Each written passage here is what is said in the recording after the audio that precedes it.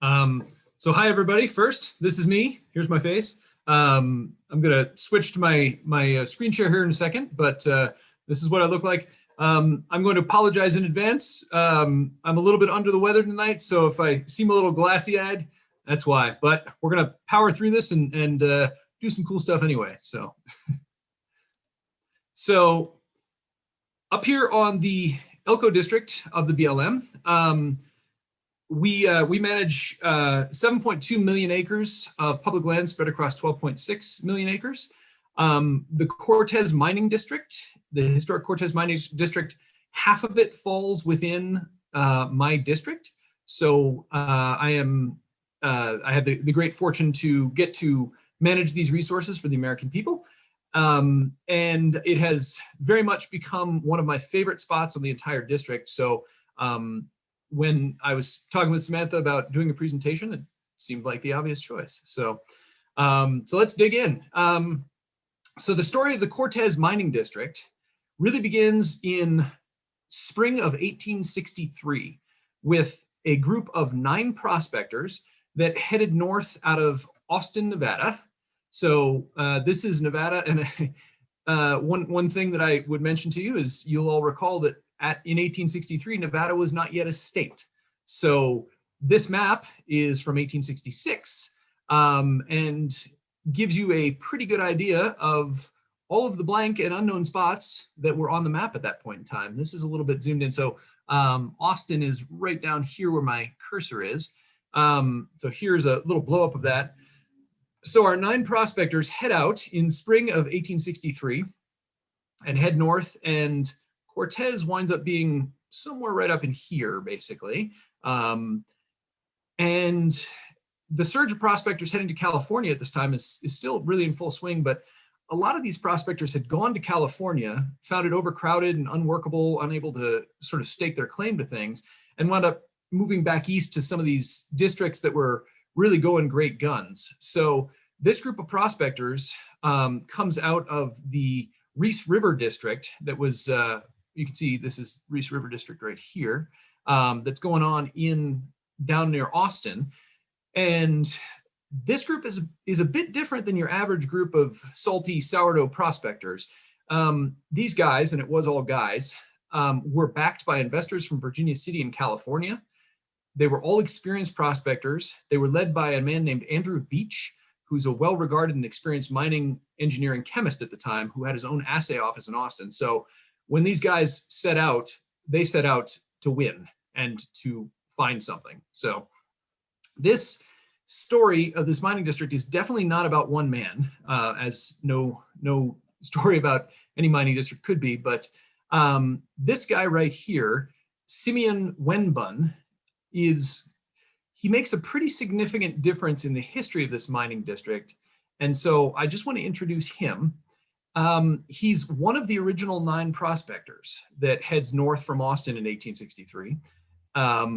He is born in England, but he grew up in Ohio. His family moved there when he was pretty young. He cuts his teeth on mining in California, and like so many, kind of finds it overcrowded and unworkable and moves back to Nevada, to Austin, to participate in all the mining work that's going on in the Reese River mining district. So when they're looking to put together this group of experienced prospectors, they're going to head north, he joins up. What makes him fairly unique is that he bought in to this district when everybody else was selling out. He had some exceptional luck, and he really anchors the mining district from his buyout of the district in 1869 until his death in 1901. So you're going to hear more about this guy as we go through. So heading up through Grass Valley north from Austin, this group of prospectors spots Mount Tanabo. And you'll see, this is Mount Tanabo here, a couple different angles. Sorry, this one's a little fuzzy, but this quartzite band right here is what really attracts their attention. And they begin to refer to that quartzite band as the Nevada Giant. At the time, people took quartzite to mean that there was an exceptionally good chance of gold or silver ore. And you can see, the band over here. This is from Mount Baldy, looking across the valley up at Mount Tanabo. So as I was saying, the mining district really begins in 1863. And there's a few locations for us. So on this map right here, this is Mount Tanabo right in the center. And Mount Tanabo, for the entirety of the district, really is the anchor point of the universe of the Cortez mining district. The first settlements in the Cortez Historic District are the Mill Canyon Camp up here in Mill Canyon, which is founded in 1863. This is the original camp. And then Shoshone Wells over here on the west side of Mount Tanabo in 1864. The first mill on the district is also up here in Mill Canyon. It's a little bit confusing because you're going to hear this name a couple times, but for sake of clarity, we'll call this the first Tanabo Mill because there's a second one. So, this is these are the locations of the original settlements here. So, despite the fact that the Nevada Giant outcropping of quartzite is on the west side of Mount Tanabo, there's really good perennial water in Mill Canyon. And that's why the original settlement, you can see the nice stream that runs through here. This is a view of Mill Canyon. It's really just a beautiful canyon to visit. I highly recommend it if anyone gets a hankering. So the Mill Canyon camp starts in 1863 with about 14 people. After the original 9 prospectors, they acquired a few other people. The camp never gets very large. It peaks at about 75 people. Wenbun and his family had a cabin in the original camp, and this is really a constant anchoring the district through the mining period due to the good water. So this is what remains of the original Mill Canyon camp. It was used and reused all the way up to 1975. So this area right in here, there are all kinds of dugouts and foundations. Here, down here, and across the river right here.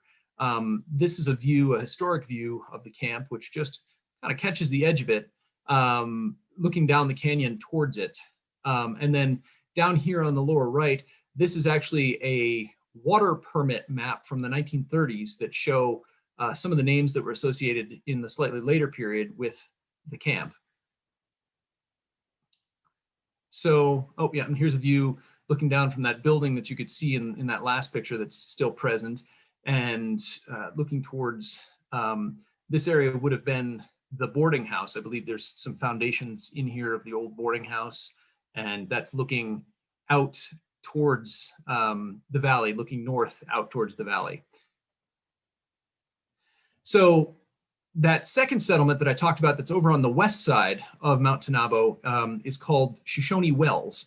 And it's called Shoshone Wells because the Native American Shoshone people had actually excavated and improved a spring over in that area for water access. And so when folks decided to settle over on that west side so that they could have easier access to mining the west side of the mountain and the Nevada Giant, this was the settlement that was created. This is a picture from circa 1900.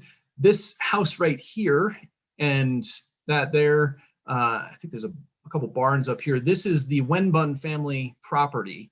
Wenbun and his family moved from Mill Canyon to Shoshone Wells in the late 1870s. Apparently there's a lot of reports from his family basically complaining about being in Shoshone Wells and wanting to be somewhere a little bit more open, a little bit nicer. So as the town's developing, he moves over there, and it gives him better access to the majority of the workings that were on the west side of Mount Tanabo. And then this is the town grows until, oh, sorry, this is an excavation map. UNR actually excavated the town site of Shoshone Wells in the early 1980s.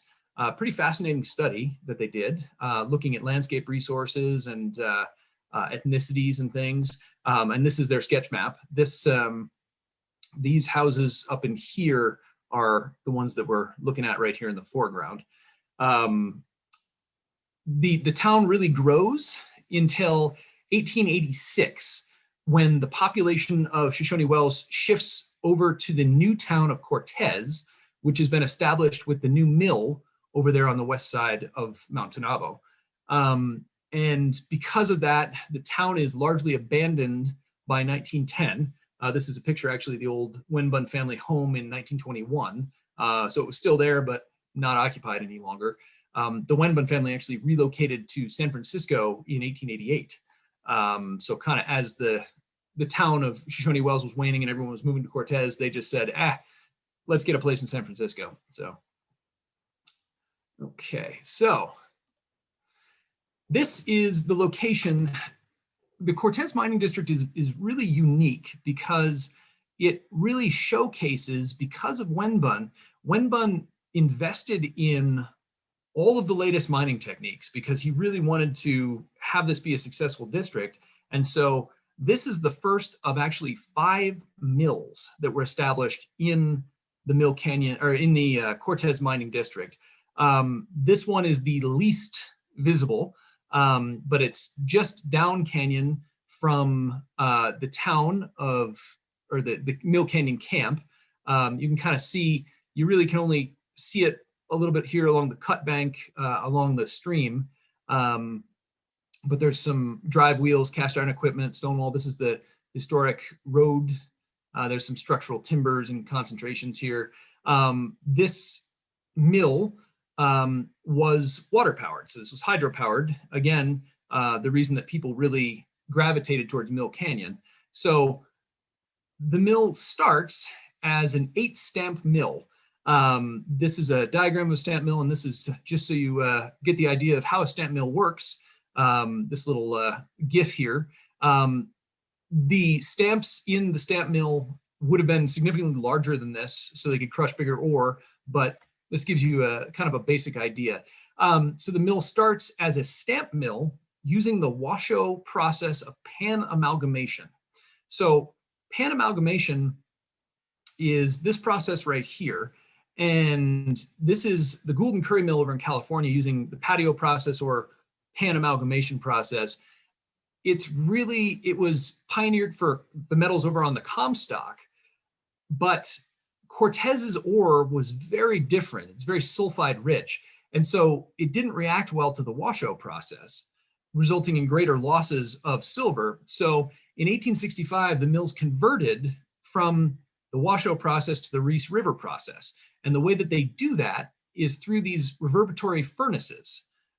This is kind of a diagram. So you got your flames in here, and you basically cook the ore and you stir it with these long metal poles, and you cook it with salt.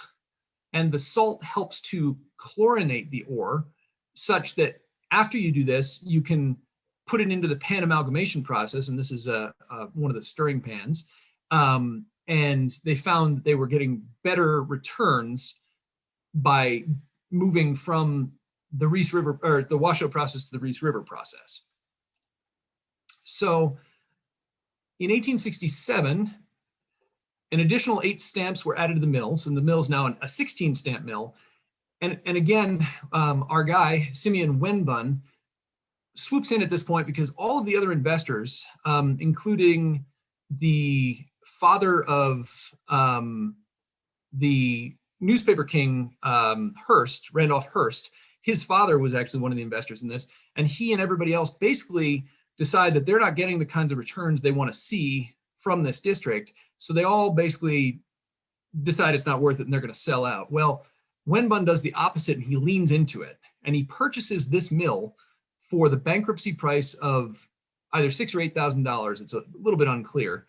And as he leans into it, he also, by the 1880s, many of the mining districts in Nevada have started abandoning that pan amalgamation technique and replacing it with a more efficient lixiviation technique, which is an early leaching technique. And that's what you're seeing here, where you run the chemicals over the ore. And this is a lixiviation plant with the vats. And this is one of the tanks for doing so and cooking it. And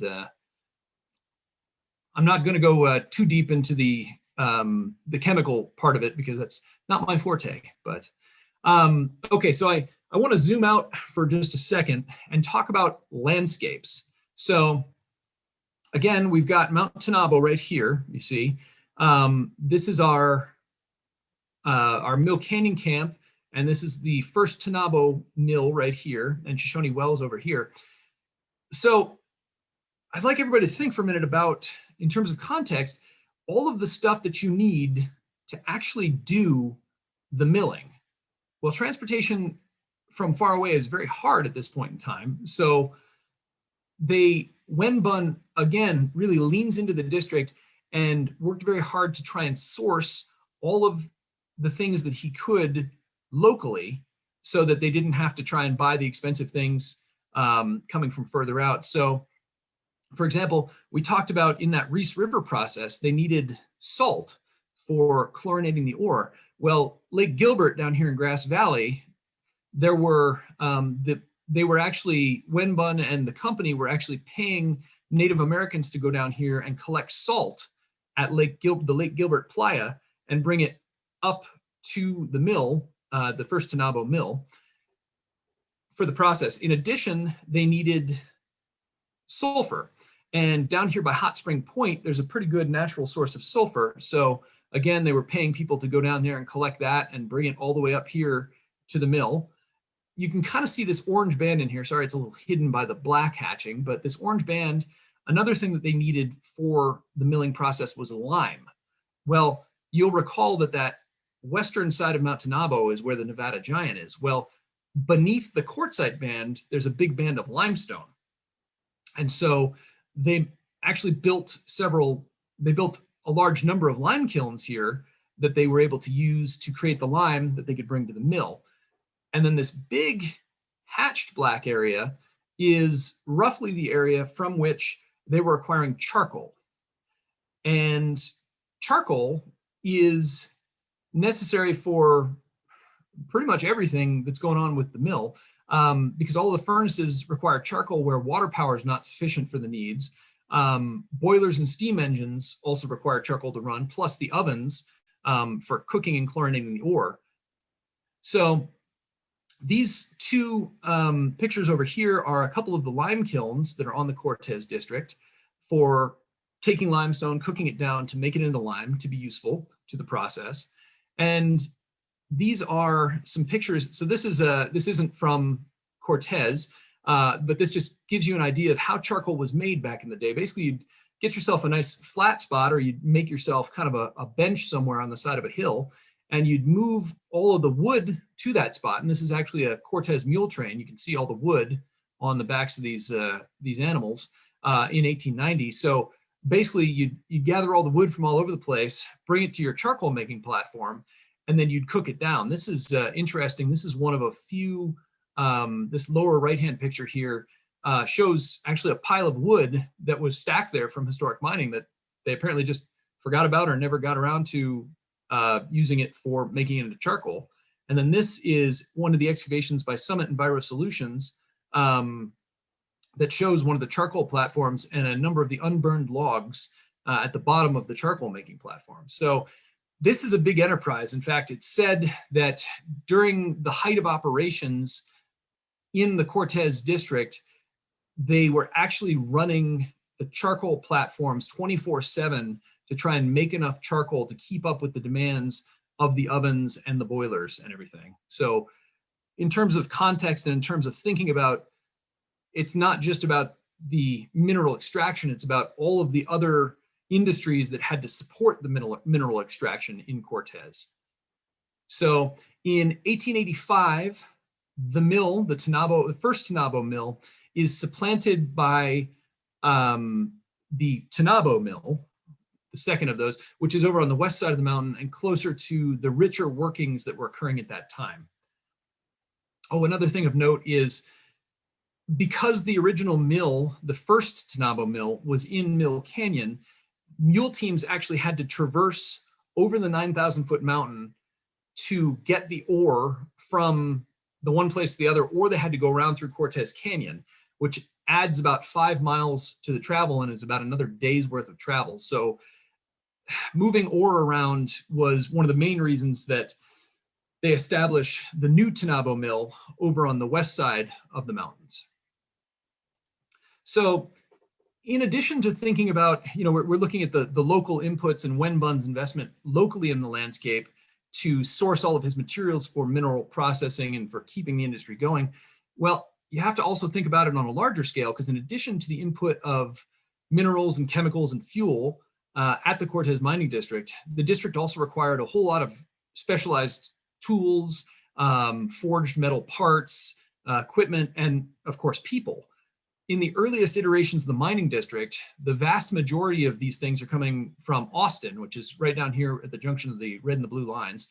And they're coming up through Grass Valley and around to the first Tanabo Mill and Shoshone Wells and the Mill Canyon Camp. And this is pretty much the way of it for the whole first number of years of the camp. In addition, the ore, once it was processed, had to be brought down there for its final smelting and such, down to Austin, and then it could be transported via the Overland Trail east back towards Salt Lake City or west over to California. In 1869, the Union Pacific Transcontinental Railroad comes across the Humboldt River corridor. So right here where the red meets the black is the town of Biawawe. And there was a rail station here that served as the main point of materials distribution and people movement for the district after 1869, because it was about a fifth the price to come across the country on the train that it was to come across in a wagon train. So the Transcontinental Railroad really revolutionizes the transport, but through the whole historic period, you still have to get from either Biawawe down to Mill Canyon or Cortez, or you have to get from Austin up. And this requires a whole lot of mule trains and wagons, and they didn't run every day, and it was a long trip. It was pretty much a full day trip to come down from Biawawe, and a couple day trip, depending on how well the road was at that point, down to Austin. So just to get you in the mindset of some of the trials and tribulations, Cortez is a very isolated mining district and still is to this day. So with the opening of the Tanabo Mill in 1886, so we're down here, again, here's Mount Tanabo. This really begins what I'll call sort of phase 2 of historic mining in Cortez. So the town of Cortez develops in conjunction with the Tanabo Mill. The first Tanabo Mill goes out of use up here in Mill Canyon, is disassembled, used for parts. The Mill Canyon Camp remains, and the town of Shoshone Wells remains. So the Tanabo Mill is active from 1886 to 1915. As with the last iteration, because again, Wenbun was investing in all of these new technologies and in upgrading the mills and making them, trying to make them more effective at the extraction of silver from these ores. So as with the last iteration of the first Tanabo Mill, the Tanabo Mill itself used the Russell lixiviation process. So crushing the ore, roasting it, and then leaching it. And here's some pictures of that Tanabo Mill over time. So as opposed to using stamps to crush the ore, in this one, Wenbun invested in crom rollers. So this is the patented crom rock breaker, where you'd put ore into the jaws here and it would crush the rock, and then you'd put it down this chute right here, run through these two rollers, kind of like this, which would further powder it up and make it more available for the leaching process. So looking at zooming back out again to the wider district and thinking about resources. So again, during this period with the Tanabo Mill, we need lime. And so, conveniently the Tanabo Mill is over here on the west side of the Nevada Giants. They've got pretty ready access, and you saw those lime kilns I showed you earlier for turning the limestone into the lime. So that was fairly readily available. Again, they're still needing sulfur from Hot Springs Point, so they're bringing that up.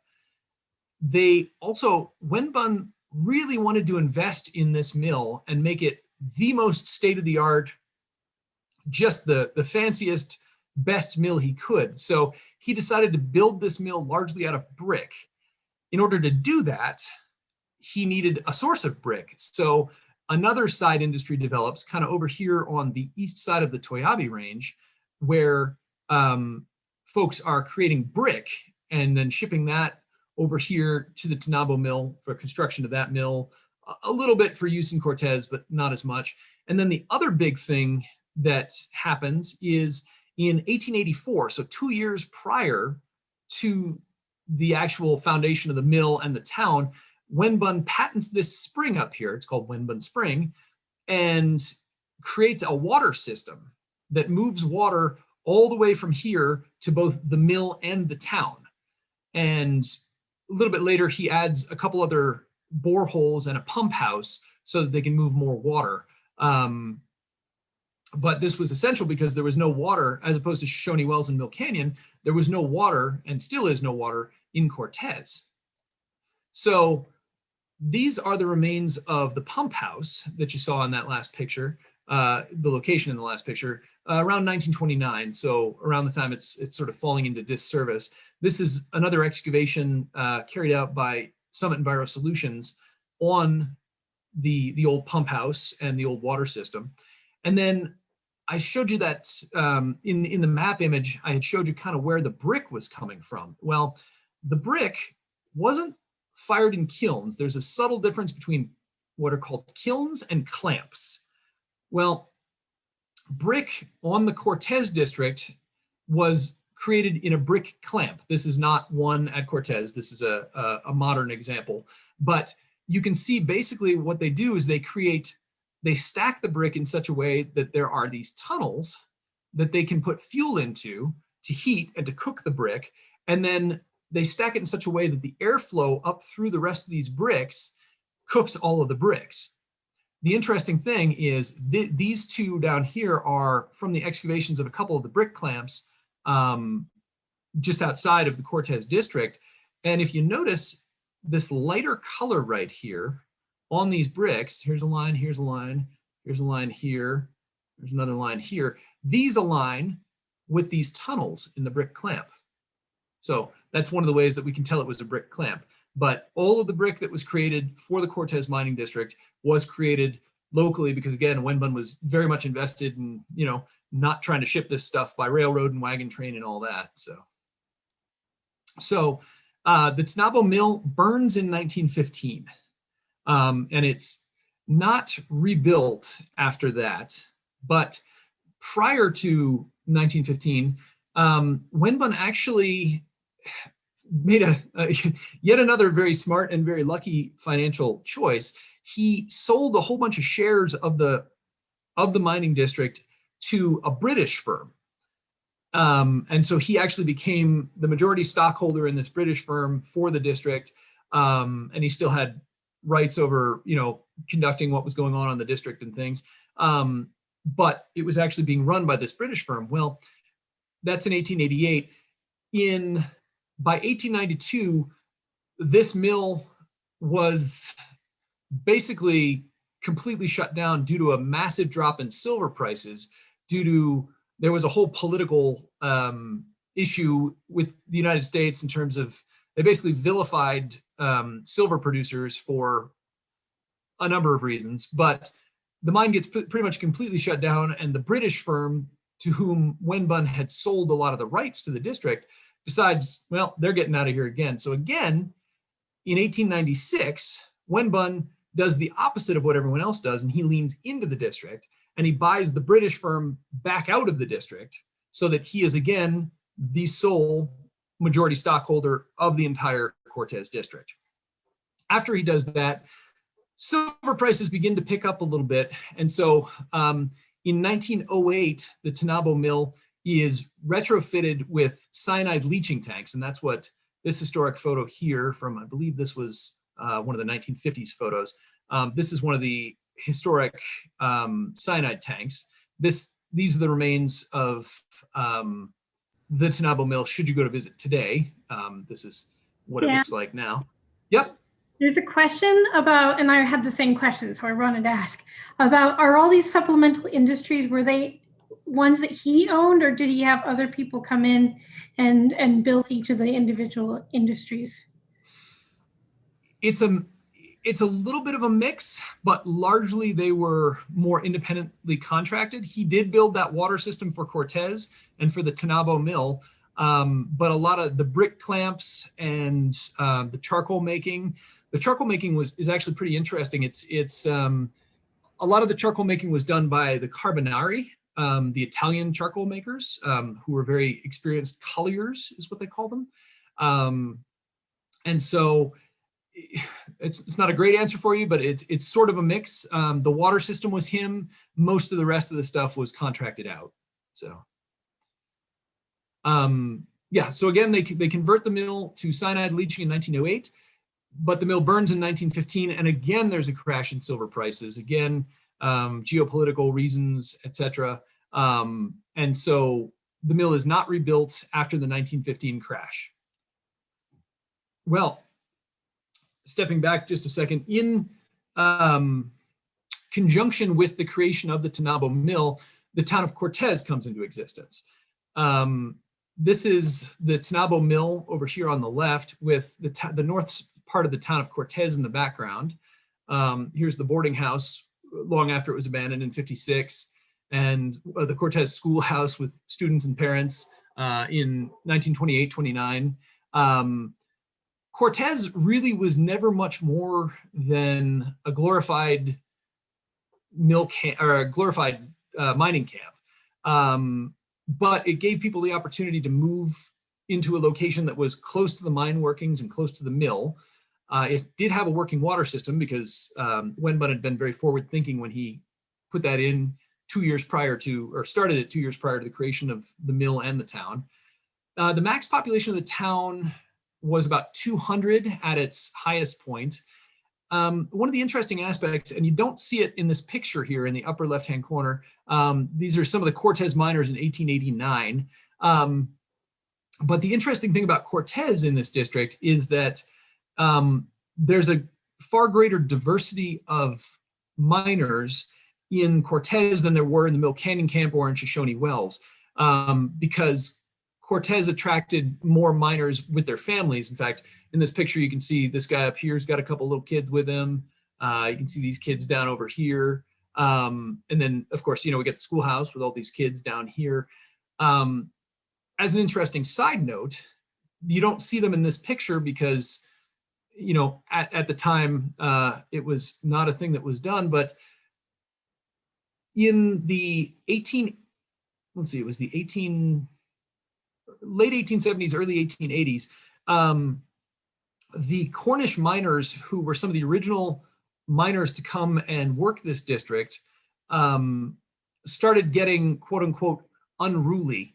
And Wenbun had some financial problems and when it was unable to meet payroll at a certain period in time. So basically, the Cornish miners leave / he boots them out. And he makes a very big investment into bringing Chinese miners in, which is very unheard of at this time. They were, generally segregated and not given an opportunity to be the first line miners. But actually, from the 1870s, 1880s through the 19-teens, 20s, there are a large number of Chinese miners in this district because in the beginning, they helped Wenbun out by saying, okay, we understand that, financially you're strapped right now, so we'll skip a couple paychecks as long as you get it back to us. And that pretty much, bought his loyalty.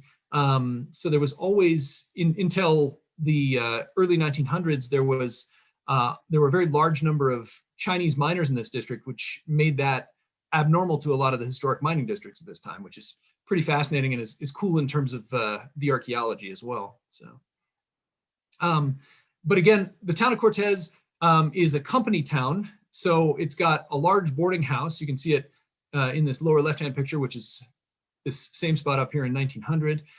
It's got a large hotel because lots of miners stay in hotels. It's got a company store where you could, buy things with company credit and things of that nature. So these are some of the remaining structures in the town of Cortez. So the town of Cortez is actually not on BLM land, but you can go visit it. There's a sign that kind of orients you to it if you should be driving through Cortez Canyon. There's a sign that'll orient you to it, and you can go see some of these structures, and there's some really great historic trash scatters that you can check out. Some of the can scatters and the bottle scatters and things like that. Just kind of look around and let your imagination run wild. It's pretty neat up there. So after the death, Wenban dies in 1901, and for a time, his family maintains the controlling interest, the Wenban estate maintains the controlling interest of the Cortez mining district, but the decisions being made begin to diversify. And so this really starts what I'll call the third phase of historic mining on the district. In this phase, the district was no longer using steam power. Now it's either hydro in Mill Canyon or diesel. So there's no more need for charcoal. So those maps that I had, showing the side industry of the charcoal and such. And with Wenban out of the picture, his investment in sourcing the materials locally kind of falls by the wayside because transportation's becoming a bit more available. And in addition, the materials needed to process the ore are things like cyanide and mercury, which are not things that you can produce locally. And so they're shipping these things in, again, via those wagon trains and coming largely down from the Transcontinental Railroad from the dropping off point in Biawawe. But I'll call your attention. So again, we're back in Mill Canyon for this third phase here. And the Mill Canyon camp is still cooking, still going along. The very short-lived town of Kearns is up here. 1909 to 1911 is only as long as it lasts. I'll talk about it in a moment. The Menardi Mill is established down in the lower part of the canyon in 1913.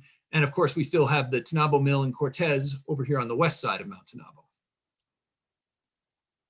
So this is the town site of Kearns. As I mentioned, it was only 1909 to 1911. It again represents new interests moving into the Cortez mining district after Wenban's death and sort of the diversification of holders through leasing out of these mineral claims. It's very much a typical mining town built on exaggeration and propaganda, which is why it lasted for so very short a period of time. It was a company town with only a handful of stores and saloons. And again, this is where the town site is right here, kind of where the truck is parked in this picture. And there's not a whole lot. There's a few rock alignments and such, but not a lot. One of the coolest things though, right over here on the right side, this is the lower ore bin of the intact aerial tramway, which was running ore from a mine up here at the top of the mountain called the Emma E.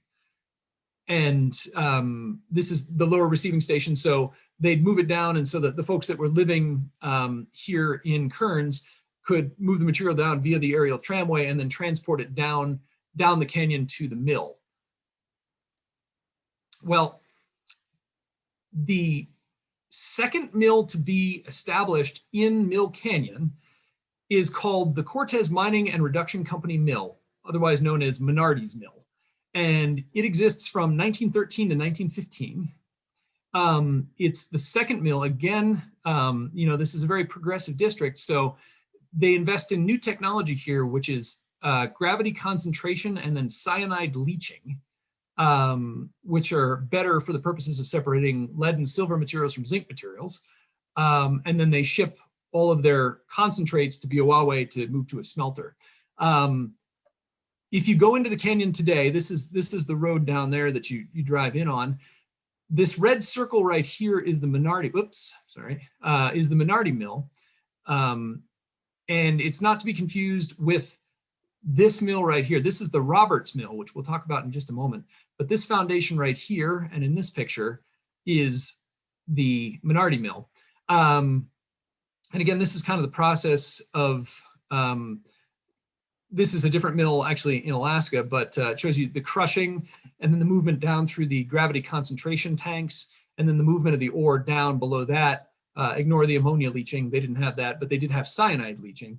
So this is kind of, you can see these multi-stepped leveled mills.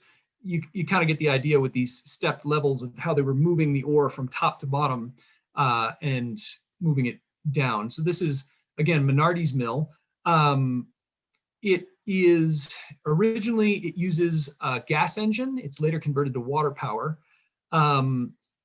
The process they were using here, that gravity concentration and cyanide leaching, was never really very successful. So when it burned 2 years after it was created in 1915, it was not rebuilt.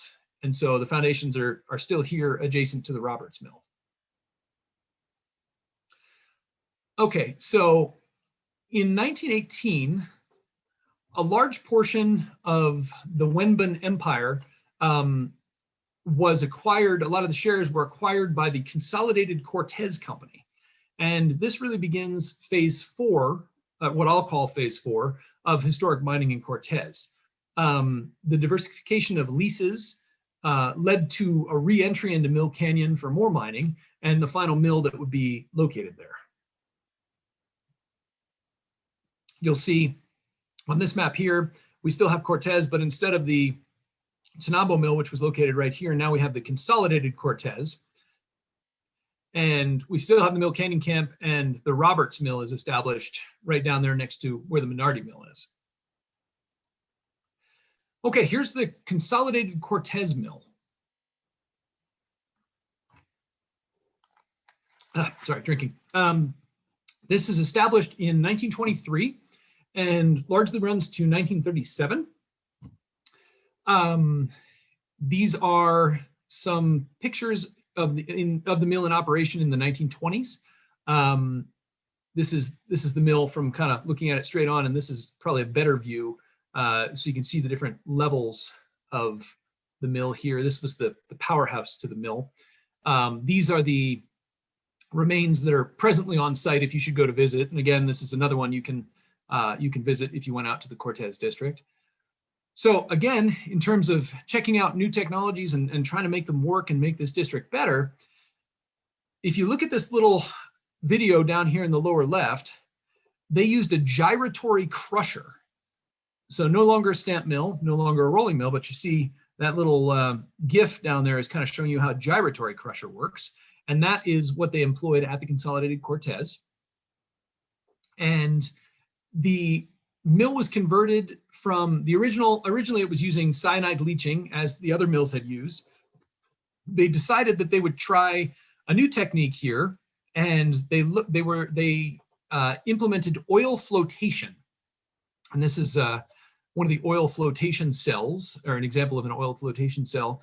And this is one of the constant filters that's actually still on the site. Quite frankly speaking, oil flotation really sucked and it didn't work very well. They made some additional improvements in 1937. The mill may have run between 1937 and 1940s, though when isn't really unclear. And all operations at the Consolidated Cortez cease by the US entry into World War II in 1941. Okay, now we go back to Mill Canyon for the final mill in Mill Canyon. This is the Roberts Company Mill, and it's established in 1930. And this is a picture of it in operation March 3rd, 1940. So towards the end of its time. This is a picture of the mill in the 50s, I believe. And then this is a present picture. You can see some of the adits up here and some of the rails that run. And this is how you'll find the mill today, should you go up the canyon to have a look. So the Roberts Company Mill was a ball mill that was using, and this is how a ball mill works. You put your ore in one of these rotating pipes, or tubes, I should say. You put the ore in there, and you put balls in there, and you rotate it, and the balls help to crush the ore up and grind it. Then they were using mercuric cyanide leaching. So down here in the lower right, this picture is the mill as it is today, and these are cyanide leaching tanks. This is the these are the patent designs for the Vandercook mercuric cyanide tanks. What they were basically trying to do was use two techniques of leaching, mercury and cyanide, and they were trying to combine them. What that resulted in was an extremely dangerous process that was also extremely toxic. There are stories of other Vandercook mercuric cyanide mills mysteriously being burned down in other places because the miners wanted nothing to do with these things because they were just dangerous and made everybody sick. They had a tendency to explode, is my understanding, from poisonous off-gassing. They didn't really refit this Vandercook mercuric cyanide tank process for quite a while because this mill wound up getting locked in a whole bunch of litigation on who actually owned the claims in Mill Canyon. You'll remember that really cool ore bin with the aerial tramway up at the Emma E, which is up canyon from this.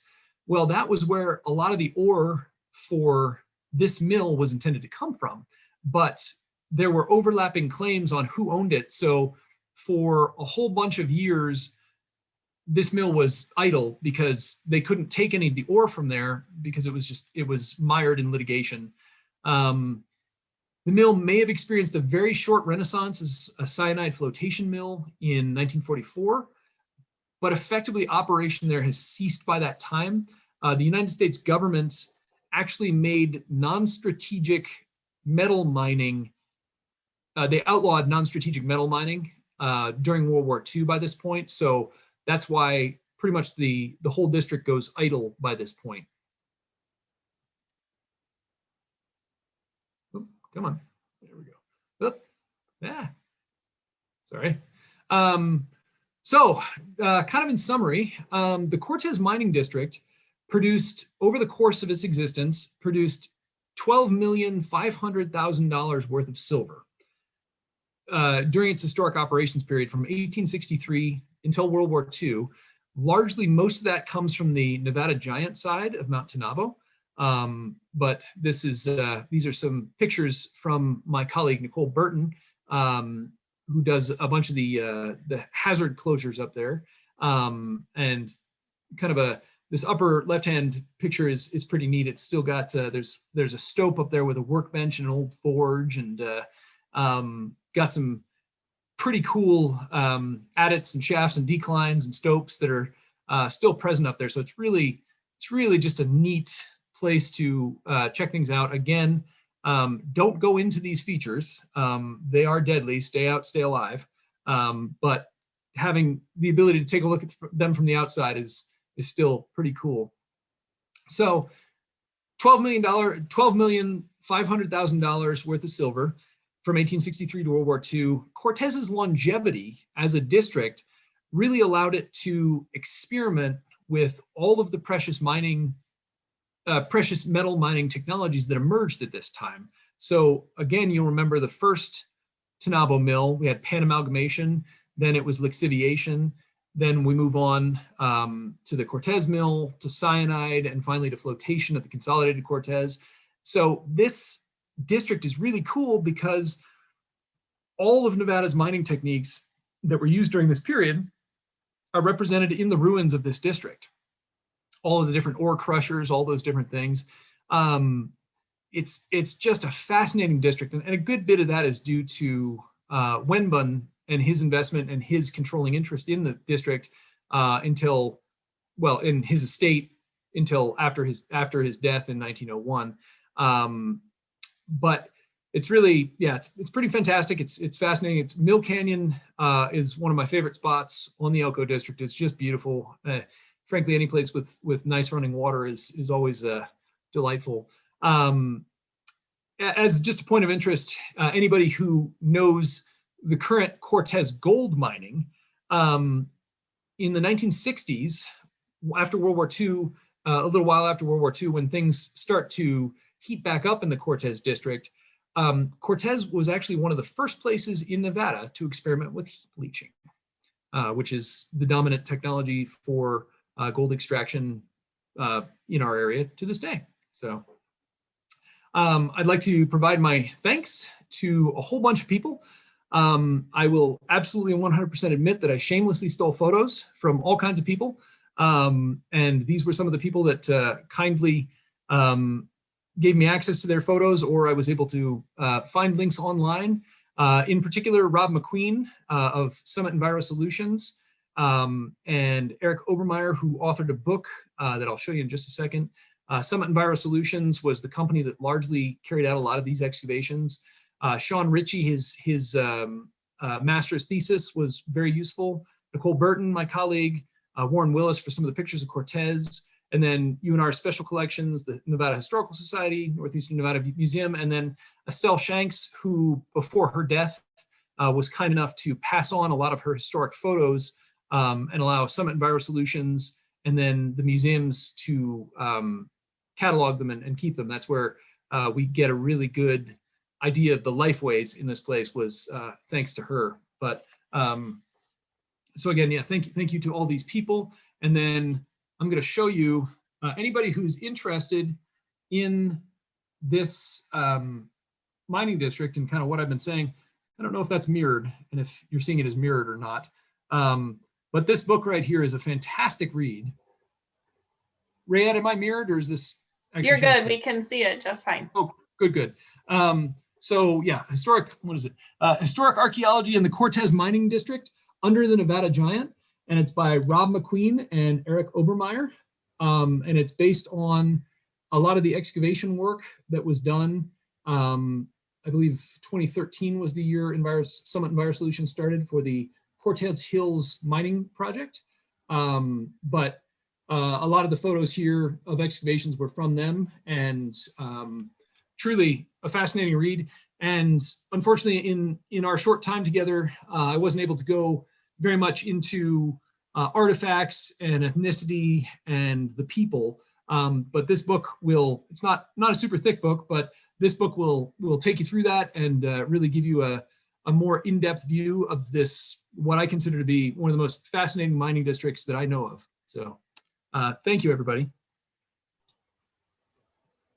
All right, thank you, Dan. That was really interesting to see how many different types that they tried, the different styles of mining. I'm from Alaska, so I grew up with all the different mining. I actually found one of those ore crushing balls when I was living in Juneau. Nice. Yeah, I thought it was a cannonball, but not so cool. It could be a cannonball, but they probably didn't use it for that. So no. We have some comments in the chat. This is from C.E. Lore. Let's see, it just moved on me, of course. My grandfather moved to Mill Canyon in 1939, and my grandmother gave birth to 4 of my uncles and aunts in the canyon, Kimball and Marva Elquist, from 1939 to 1945. It's a family trip we make, and I love you have presented this detail. Thank you. So I think it's awesome to be able to connect that to the family members of people who lived in these areas. For sure. Yeah, that's really neat. Yeah, we had some questions pop up.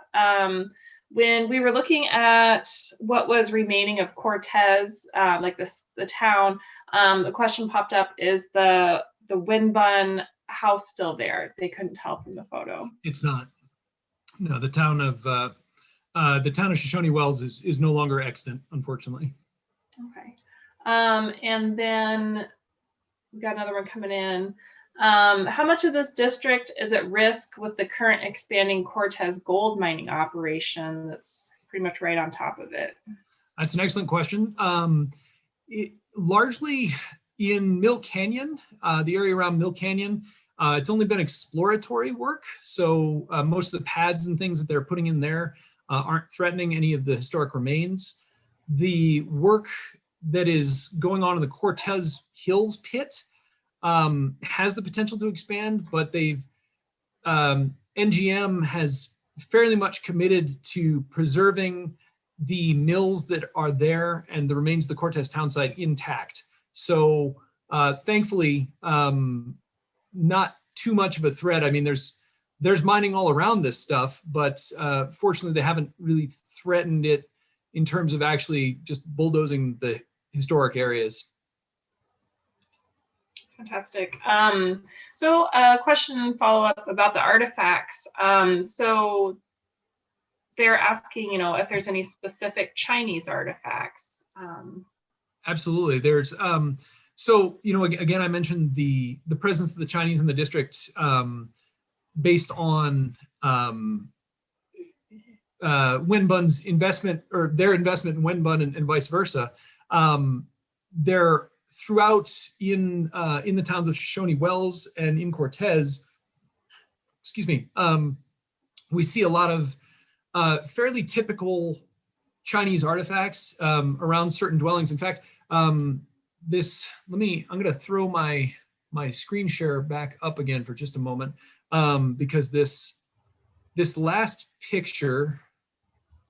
Okay, I think I'm sharing the right screen. Oh, wait a minute. Nope, gotta hit that. This image right here is actually a Chinese habitation in Cortez. And you can see the reuse of barrels as a building material for walls and things of that nature. But there were, near these dwellings, there were a number of soy containers and a number of specific Chinese spices, and of course opium tins. Things of that nature are some of the Chinese artifacts that we see. In addition, in terms of the bones and those remains, we see cuts of meat and materials that were definitely, specifically fish for the most part, that were being brought over from China for the taste of the Chinese folks that were living in the district. That's fascinating. I usually just think of the ceramics that have maker's marks on them, or the design. So there are those too. Yeah. No, the food's a big one. And then somebody also asked, are there any cemeteries in the area? Yes, near the town of Cortez is the Cortez Cemetery, and so that's one you can visit. Interestingly enough, there's a cool article somewhere. I'd have to dig through the history again to find it. But there was a dispute, and there was a murder, and the grave of this individual who was murdered is actually just on a hill above the Mill Canyon town site. So it's pretty darn cool to get a chance to see that as well. That's great. So people are providing their thanks for telling more of the story, and when they're poking around the area, they got a better picture of what's going on. Samantha and I had maybe question. I know that we've monitored some of the sites in that area through the Nevada Site Stewardship Program. Is that something that you still need assistance with? Yeah, anybody who is interested in, now that you've heard the history of this place, if I can convince you to join us with the Nevada Site Stewardship Program, all of these sites that we have talked about, with the exception of Cortez, well, I should say Cortez, Consolidated Cortez, Shoshone Wells, and the Cortez town site are all outside of my purview. Those are the Battle Mountain BLM, but I'm not sure, Rayette, Samantha, you'd have to tell me if they're doing any of the site stewardship program, no. But anybody who's interested in Mill Canyon, I would be happy to sign you up as a steward for our program and get you in there to be checking some of this stuff out and helping us monitor it to make sure that these super fantastic remains are kept intact, and we're able to keep eyes on them to make sure that they remain that way for future generations. Yeah, and I think this is a great introduction to that. Now they know the history and seen some of the landscape, and it looks like a beautiful canyon it's gorgeous. Valley to spend some time. So if you're interested and you're already an existing site steward, go ahead and send Samantha an email. If you are not an existing site steward, I'll go ahead and put a link in the comments, or Samantha can do that here while I'm chatting. But again, thank you. I don't think I see, somebody asked, any turquoise mining? Not to my knowledge. And I think it was really in the presentation, usually you think of mining being separate from those other industries, the brick manufacturing, collecting the different minerals and things that they needed. So thank you for highlighting the fact that when you look at a mining area, it's not just where the adits are and the mill is at, but all the surrounding landscape, and how, as an archaeologist, if you take that larger view, you can actually see more of what was going on and see people's impact on the landscape. So I think that's a lot. It's all about the context and the bigger picture of the thing. And then to think about, again, the Overland Trail and then the Union Pacific Railroad. And it's like, boy, man, this was some effort they put in. That, and it was a nice location for that as well, because they were sandwiched between those two transportation corridors. But all of it plays a big role in the success. So again, thank you very much. Samantha went ahead and put her email in the comments there. And I think that's it for this evening. Wonderful Friday night. Absolutely. Well, thanks, y'all. Thank you for having me. All right, you take care.